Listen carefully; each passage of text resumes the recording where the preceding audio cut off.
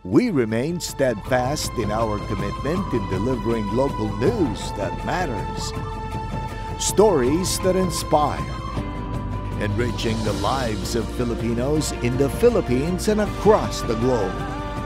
This is your GMA Regional TV. Buong puso para sa Pilipino.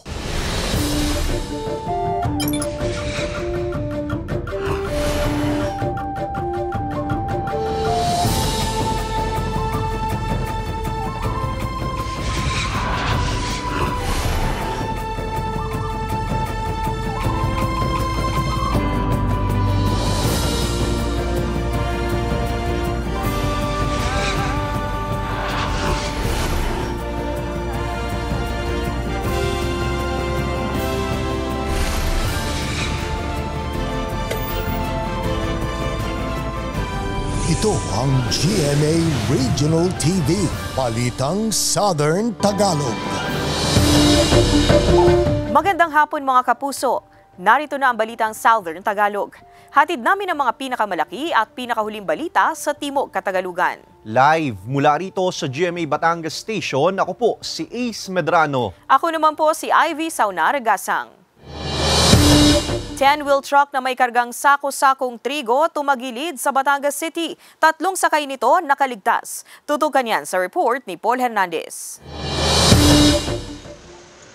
Humambalang sa gilid ng highway ng Barangay Soro-Soro Karsada sa Batangas City ang truck na ito nang tumagilid hating gabi kanina. Karga niya ng sako-sakong mga trigo na gagawin umanong feeds. Galing Batangas City ang 10-wheeler at papunta raw sana sa Lipas City. 32 sacks po ito na ang isang sako po ay 1 ton po. Medyo mabigat po para po dun sa 10-wheeler truck po. Sa investigasyon ng Transportation Development Regulatory Office o TDRO, una raw nalaglag ang isang sako dahil lumuwag ang tali nito hanggang sa nawala ng balanse at tuluyan ng natumba ang truck. Wala namang nadamay sa aksidente. Medyo mabagal lang naman daw po, talagang hindi lang po kinaya yung bigat. Talagang sunod-sunod na po yun kasi magkapatong po yung mga sako natin. Makailang beses sinubukan ng payloader na iangat ang truck pero hindi naging madali. Ilang sandali pa. Naitabi na rin ng 10-wheeler. Ligtas ang driver at 2 pahinanteng sakay nito na tumangging magbigay ng pahayag na ilipat na rin ang mga produktong karga sa isang backup truck. Wala pang 1 oras nang magbalik sa normal ang daloy ng trapiko. Payo ng mga otoridad na tiyaking nakatali ng maayos ang mga karga sa sasakyan bago ibiyahe para makaiwas sa disgrasya. Kasama si Buhay Adante Jr., Paul Hernandez. Balitang Southern Tagalog.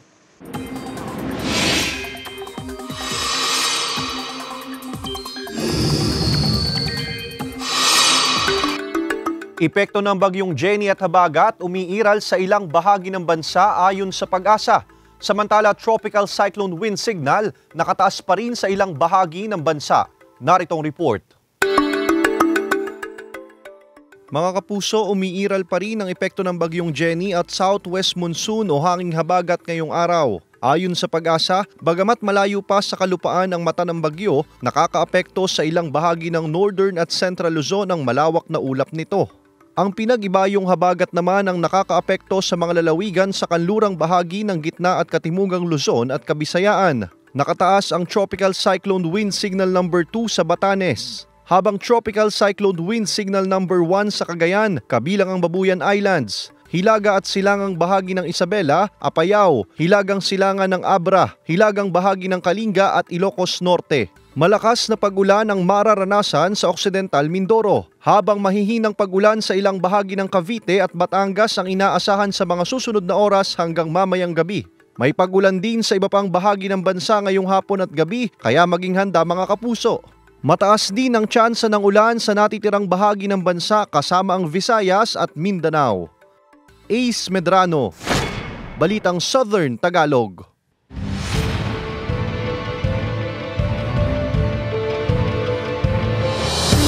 Pagsasagawa ng barangay assembly mahigpit nang ipinagbabawal ng COMELEC.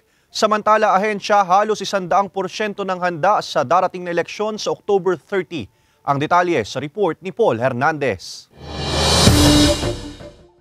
Ilang linggo bago ang simula ng campaign period at bago ang inaabangang barangay and SK elections, hindi na pinahihintulutan ng Commission on Elections o COMELEC ang lahat ng mga kandidato, re-electionist man o hindi, sa pagsasagawa ng barangay assembly sa labas ng mga itinakdang araw ng pangangampanya. Inilabas ang utos matapos ang unbanked session ng komisyon. Ayon sa COMELEC, maituturing na election offense kapag ang isang opisyal ng barangay na tatakbong muli ay nanguna o dumalo sa mga barangay assembly. Posible raw kasing maggamit ito bilang political activity para makapanghikayat ng boto na mahigpit na ipinagbabawal sa ilalim ng Section 80 at 261 ng Omnibus Election Code. Sumulat ang DILG dito sa atin sa COMELEC kung na humihingi ng pahintulot kung pwedeng maikandak pa rin ang ating barangay assemblies during the election period.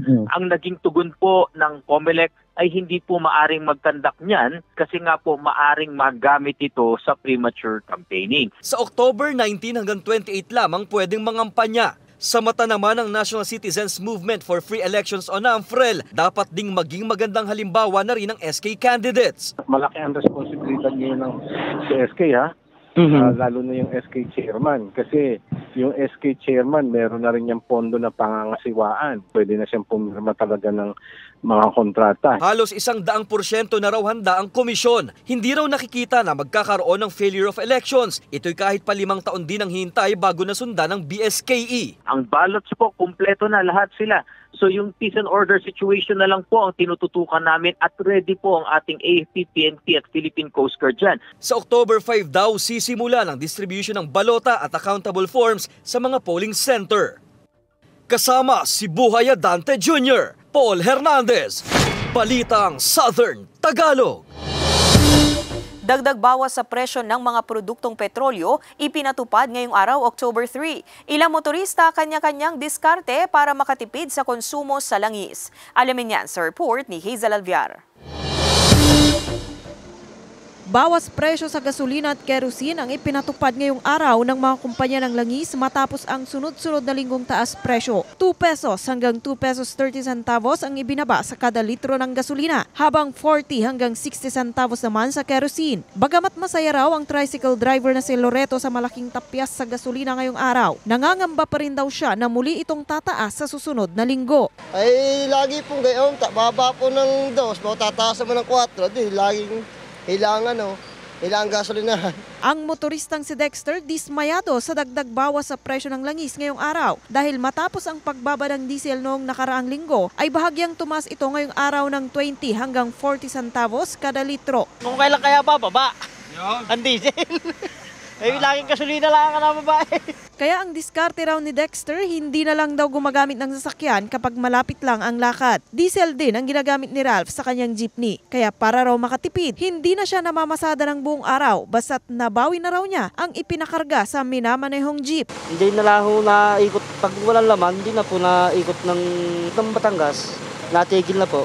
Paliwanag ng Oil Industry Management Bureau ng Department of Energy, ang pagbaba sa presyo ng gasolina at kerosene ay dahil sa patuloy na paglakas ng interest rate, paglakas ng dolyar at pagdami ng inventaryo nito sa bansang Amerika. Pero nananatili pa rin daw na sapat lang ang supply ng diesel sa world market, kaya ito naman ay tumaas. Nakadepende naman daw ulit sa paggalaw sa world market ang presyo sa susunod na linggo. Hindi natin alam kung ano yung mas mangingibabaw na kadahilanan para sabihin mong magtutuloy-tuloy yung rollback o magkakaroon ulit ng pagtaas na presyo.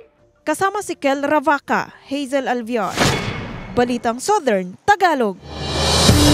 Ilang establishmento sa Malvar, Batangas, tinupok ng apoy. Tutukan yan sa report ni Denise Abante. Naglalagablab na apoy ang bumulabog sa mga residente ng Barangay Bulihan, Malvar, Batangas pasado alas 10 ng gabi noong linggo nang masunog ang isang hilera ng mga establishmento sa gilid ng kalsadang sakop ng nasabing barangay. Ayon sa Malvar BFP, nasa 13 establishmento ang tinupok ng apoy, kabilang na ang ilang kantina, bakery, ihawan, ukayan at gotohan. Mabilis daw ang pagkalat ng apoy dahil gawa sa light materials ang mga establishmento. Based po kasi dun sa mga tao na nandun, 8 o'clock po kasi ng gabi ay sarado na po yung mga stall doon. Kaya wala na rin po talagang tao. Under control po kami, ma'am, ng mga 10:40 po ng gabi, ma'am. Wala na po kasi talagang natira. Hindi po muna namin pinapagalaw sa mga tao kasi po ay under investigation pa rin po talaga. Ipinagbabawal muna ang paglapit sa lugar habang patuloy pa ang isinasagawang investigasyon ng BFP sa posibleng pinagmula ng sunog. Sinisikap pa ng GMA Regional TV, Balitang Southern Tagalog na makuhanan ng pahayag ang mga may-ari ng establishmento. Abiso ng otoridad sa publiko. Siguraduhin po natin palagi na may fire extinguisher tayo para po mas mabilis po nating maupula ang apoy at ugaliin din po natin na palaging i-check ang mga tangke ng gasol kung meron po itong mga leak. Denise Abante, Balitang Southern Tagalog. Mga loading at unloading area inilagay ng TDRO Batangas City malapit sa mga paaralan sa lungsod. Para sa detalye, makakasama natin live si Denise Abante. Denise?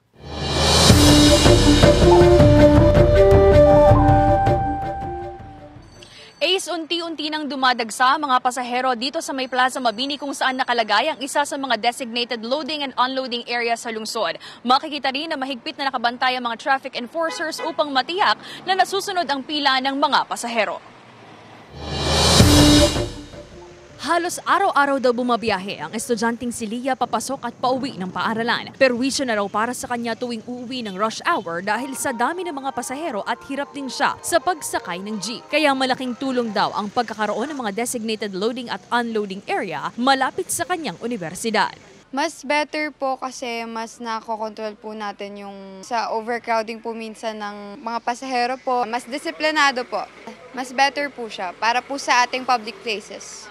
Sa ngayon, 4 na ang nailalagay na babaan at sakayan sa lungsod. Pinakabagong designated area ang nasa bahagi ng Barangay Kumintang Ibaba para sa mga pasahero papunta ng Balagtas, Grand Terminal at Alangilan. Unang nilagyan sa bahagi ng Barangay Alangilan para sa mga sasakay papunta sa city proper at Palengke. Ikalawa sa May Plaza Mabini para sa mga pasaherong papunta sa bahagi ng Barangay Libho, Conde at Dagatan. Mayroon din sa Barangay Bulbok kung saan sasakay ang mga papuntang Grand Terminal, Lipa City, Bayan ng San Jose at Balete. Ayon sa Traffic Development and Regulatory Office o TDRO, layong mabawasan ang pagbigat ng daloy ng trapiko sa lugar at mapaigting ang disiplina ng mga tsuper at mananakay. Hindi kung saan-saan sumasakay ang ating mga pasahero, kung sino ang unang dumating, magkakaroon ng pila at sila yung unang makakasakay sa ating mga pampublikong sasakyan. Isinasaalang-alang natin ang kaligtasan ng ating mga mananakay. Kapag umuulan or kapag sobrang init, may isang lugar silang masisilungan. Pabor naman dito ang jeepney driver na si Noli sa paglalagay ng mga babaan at sakayan sa lungsod.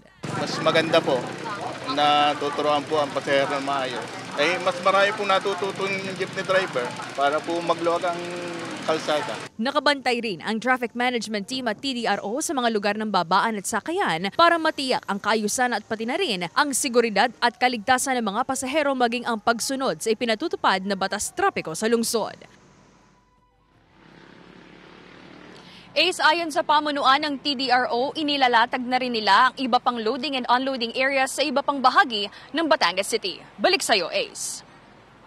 Maraming salamat, Denise Abante.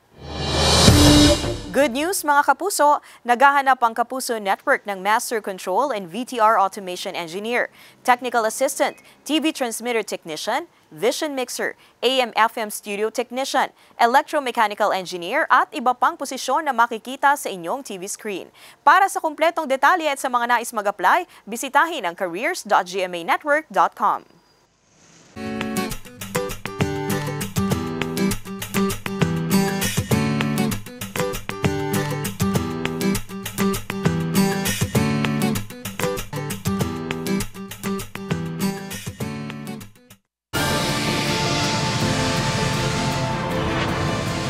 Ito ang GMA Regional TV, Balitang Southern Tagalog.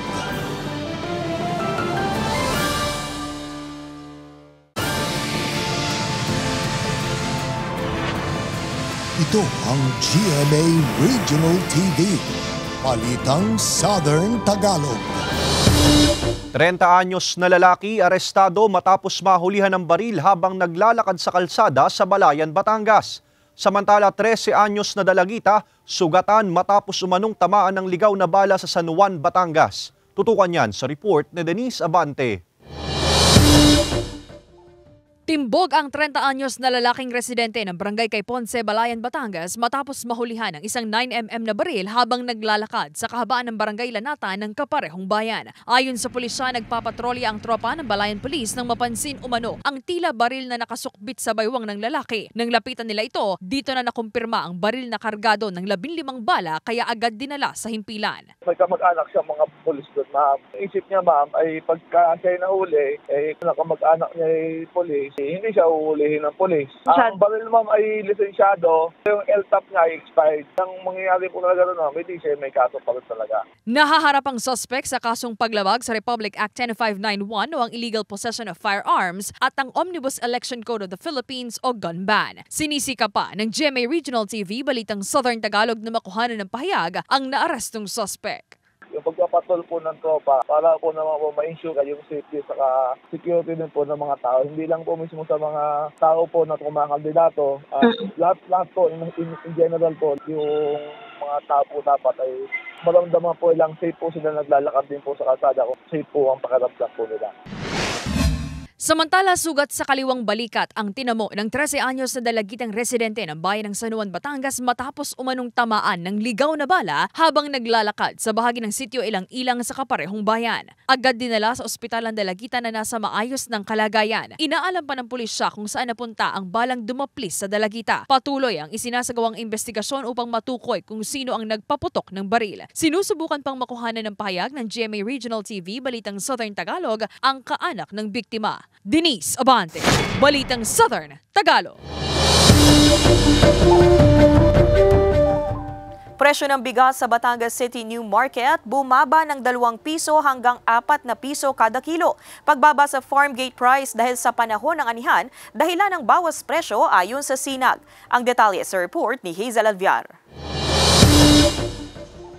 Kung dati dumadaing sa mahal ng presyo ng bigas na sinabayan pa ng price ceiling ang tenderong si Leo, ngayon unti-unti na rin daw siyang nakakabawi. Bukod kasi sa natanggap na 15,000 pisong ayuda mula sa Department of Agriculture at DTI dahil sa price ceiling, bumaba na rin daw ang presyo ng bigas. Ang dati raw na 1,200 pesos na puhunan niya sa kalahating kaban, nabawasan na ng 80 hanggang 100 pesos, depende sa klase ng bigas. Kaya naman nasa 2 pesos hanggang 4 pesos kada kilo ang mararamdamang bawas presyo ng kanyang mga suki.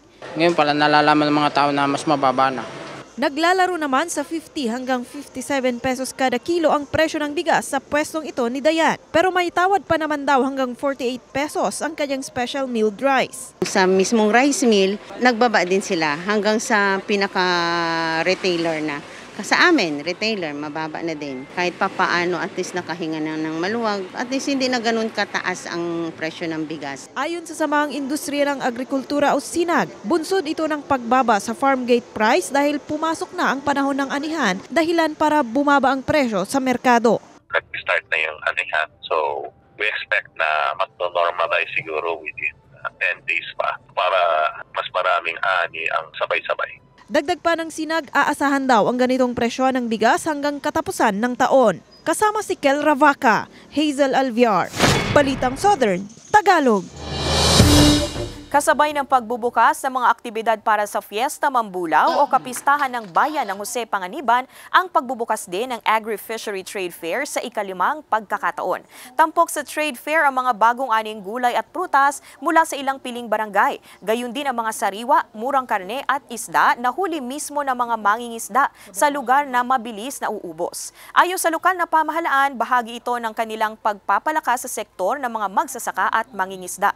Layon rin daw nitong ipabatid sa mga mangingisda na iwasan ang illegal fishing. Kaugnay nito ay hinamon ng Bureau of Fisheries and Aquatic Resources o BFAR ang mga mangingisda na protektahan ang lugar pangisdaan ng bayan at maging sistematiko sila sa pangingisda.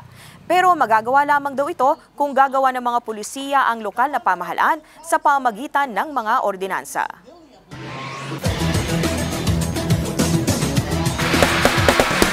Nasungkit ng Perpetual Altas ang kanilang kauna-unahang pagkapanalo ngayong season matapos nilang mapatumba ang Arellano Chiefs sa score na 85-66.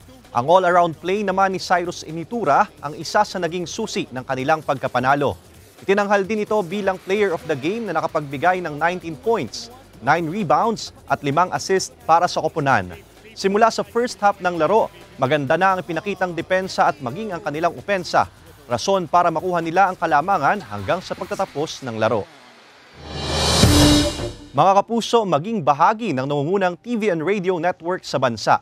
Naghahanap ang Kapuso Network ng mga sumusunod: News Production Specialist, News Program Specialist, Junior Desk Editor, News Assistant Video Journalist, Moving Image Editor at iba pang posisyon na makikita sa inyong TV screen.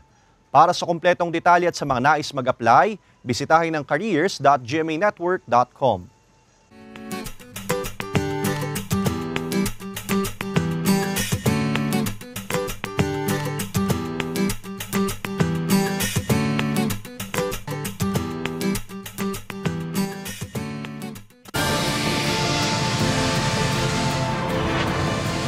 Ito ang GMA Regional TV, Balitang Southern Tagalog.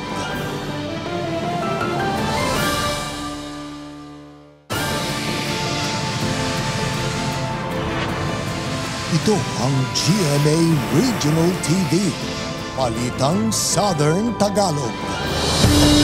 Nasa 8 taong gulang na Hawksbill Sea Turtle natagpo ang patay sa Mulanay, Quezon. Narito ang report ni Paul Hernandez. Napadpad sa dalampasigan ng Barangay Santa Rosa sa Mulanay, Quezon ang isang critically endangered na Hawksbill Sea Turtle na wala ng buhay. Ayon sa LGU, tinatayang 12 oras ng patayang pawikan. May haba itong 19 na pulgada. Tingin ng mga otoridad, natrap ito sa isang lambat sa ilalim ng dagat hanggang sa napadpad sa Pampang. Maalon po, masyado pong mahangin at yun pong tabing dagat na yun ay batuhan. So malamang po yung pawikan ay sumadsad sa tabing dagat at siya po ay napatama sa bato. Sa pagsusuri, nasa 6 hanggang 8 taong gulang ang Hawksbill Sea Turtle. Itinuturing ng World Wildlife Fund o WWF na nanganganib ng maubos ang populasyon nito dahil sa wildlife trade. Kaunti na rin umano ang nesting at feeding habitats ng mga ito. Ayon sa WWF, malaki ang papel na ginagampanan nito sa pagpapanatili ng malinis na coral reef sa ilalim ng dagat. Kaya ang Mulanay LGU patuloy sa mga ginagawang hakbang para paalalahanan ng mga residente na pangalagaan ang mga buhay ilang. Meron po kaming ginagawang training sa mga barangay volunteers upang mapanatili na maging ligtas ang mga pawikan at kanilang mga itlog habang ito po ay nag-i-incubate sa dalampasigan po ng Mulanay. Sa pakikipag-ugnayan sa DENR, agad na ring inilibing ang pawikan malayo sa hindi naaabot ng tubig. Paul Hernandez, Balitang Southern Tagalog. Mga kapuso, bukas araw ng Miyerkules, October 4, 7 oras na makakaranas ng kawalan ng supply ng kuryente sa Sitio Lodlod, Barangay Ambulong sa lungsod ng Tanawan at sa ilang barangay sa bayan ng Lobo, Batangas. Simula alas 9 ng umaga hanggang alas 4 ng hapon. Bunsod ng paglilipat at pagtatayo ng mga konkretong mga poste at row clearing ng mga linya. Bulkang Taal nagbuga ng mahigit 4,000 tonelada ng sulfur dioxide sa nakalipas na 24 oras. Samantala, isang eskwelahan sa Lipas City na malapit lang sa Taal Lake, siniguro ang kahandaan sakaling makalanghap ng VOG ang mga estudyante. Alamin yan sa report ni Paul Hernandez. Tanaw na tanaw mula sa Tagbakin Elementary School sa Barangay Halang sa Lipas City ang Bulkang Taal mula sa paaralan. Kita ang forma ng bulkan. Ilang araw ring hindi na aninag ng husto ang Taal dahil sa pagbalot ng smog. Sa 24-hour monitoring, nairehistro ang mahigit sa 4,000 toneladang sulfur dioxide. Ang pinakawala nito, mababa ang pagsingaw sa 300 metrong taas. Relatively mababa ito kesa nga doon sa previous na umabot ang 5 digits yung mga naitala. Handa raw ang pamunuan ng eskwelahan kapag dumarating ang pagkakataong umaabot sa kanila ang VOG. May mahigit sa 100 mag-aaral ang Tagbakin Elementary School. Kamakailan lamang, kahon-kahong N95 face mask ang ibinigay ng PDRRMO Batangas at OCD Calabarzon sa paaralan. Rekomendado ng mga otoridad ang paggamit ng N95. Natatakot kami, kaya lang hindi naman kami pwede magpaalipin sa takot at saka hindi naman natin alam kung kailan puputok ang bulkan. So kailangan nating ituloy ang buhay natin at kailangan maging maingat at maging handa. May kapangyarihan din ng mga eskwelahan na magkansela ng in-person classes kung alam nang maisasaalang-alang ang kaligtasan ng mga mag-aaral. Nasa alert level 1 pa rin ang Taal. Kasama si Buhay Adante Jr., Paul Hernandez. Balitang Southern Tagalog. Ilang Kapuso stars nakisali sa AI 90s yearbook trend. Samantala, Ruru Madrid ipinasilip ang ilan niyang bike stunts sa Black Rider. Narito ang report ni Hazel Alviar. Nakapag-artificial intelligence o AI 90s yearbook na ba ang lahat? Ang ilang Kapuso stars hindi nagpahuli sa 90s yearbook trend. Sa pamamagitan ng AI-generated pictures, ipinakita nila ang posibleng itsura nila sa kanilang creative photos. Isa na dyan ang beauty queen actress na si Megan Yang at asawang Micael Daez, ang real-life couple na si Elle Villanueva at Derek Monasterio, maging ang soul balladeer na si Gareth Bolden.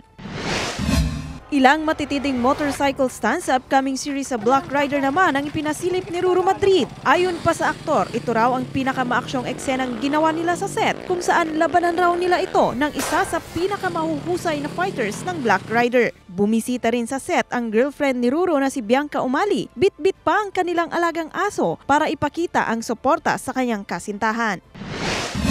Samantala sa Love Before Sunrise, sunod-sunod na ang pagsubok na dumarating kay Stella. Ang papel na ginagampanan ni Bea Alonzo. Magsisimula na rin ang pagbabanggaan nila ni Zarina, ang karakter naman na ginagampanan ni Andrea Torres. Ang mga intense na eksena sa Love Before Sunrise abangan mamaya pagkatapos ng maging sino ka man. Hazel Alviar, Balitang Southern Tagalog. Iba't ibang theme park characters tampok sa Moonlight Parade sa Santa Rosa City, Laguna. Silipin yan sa report ni Paul Hernandez. It's an October to remember sa isang theme park sa Santa Rosa, Laguna. Christmas feels na sa kanilang Moonlight Parade na bidang iba't ibang theme park characters. Agaw pansin ang maningning at makukulay na costume. Kaya ang mga manonood hindi magkamayaw sa pagpapapicture. I like the designs that they did with the lights and the dresses. Nararamdaman naman namin yung Pasko. Kasi yung environment, yung mga tao dito nagsasaya din. Pasko na talaga. Dahil sa ambience pa lang ng hangin sa lamig. May patikim naman na fireworks display at dapat daw pakaabangan ang pagbabalik ng Engranding Sky Wizardry Fireworks Competition na nahinto ng 8 taon. Bahagi raw yan ng selebrasyon ng 28 taon ng theme park. For this year, we want to highlight the Filipino creativity.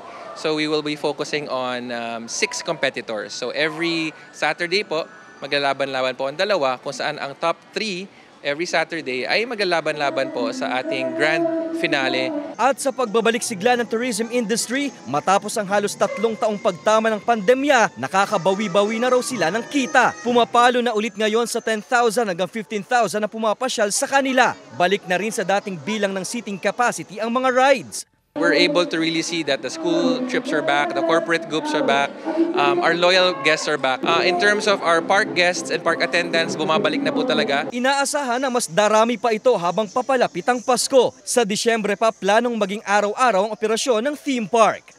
Kasama si Kel Ravaca, Paul Hernandez, Balitang Southern Tagalog.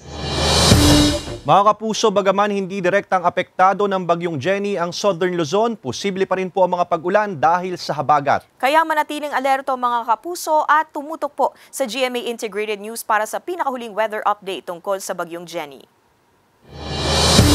Samantala, mapapanood niyo po ang episode na ito at iba pa ang pinakahuling lokal na balita sa official website ng GMA Regional TV, www.gmaregionaltv.com. Pwede rin kayong bumisita sa aming official YouTube channel, GMA Regional TV, at i-click ang subscribe button para sa pinakamainit na balita mula sa rehiyon. Dahil sa GMA Regional TV, local news matters. Mga kapuso, 83 days na lang, Pasko na. At yan ang mga pinakamalaki at pinakahuling balita sa Timog Katagalugan. Maraming salamat sa pagsama sa amin, pati na mga kapuso sa ibang bansa na tumutok sa mga balita sa rehiyon. Kami ang GMA Regional TV, Balitang Southern Tagalog. Buong pwersa para sa mas malaking misyon at mas malawak na paglilingkod sa bayan.